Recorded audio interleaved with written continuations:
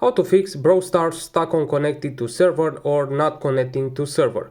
So basically I will go here on my settings, scroll down a little bit, and I will go to my apps tab, manage apps, and here I will type in Brawl Stars. I will click on it, and what I will do right now, I will clear data, but what's important here is like when you are clicking on clear all data, you will be logged out from your account.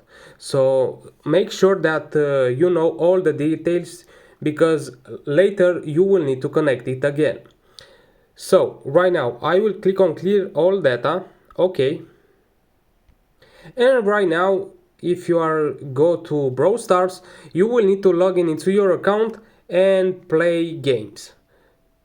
Well, this is the tutorial, guys. I hope that this video will help you, and we will see in the next videos.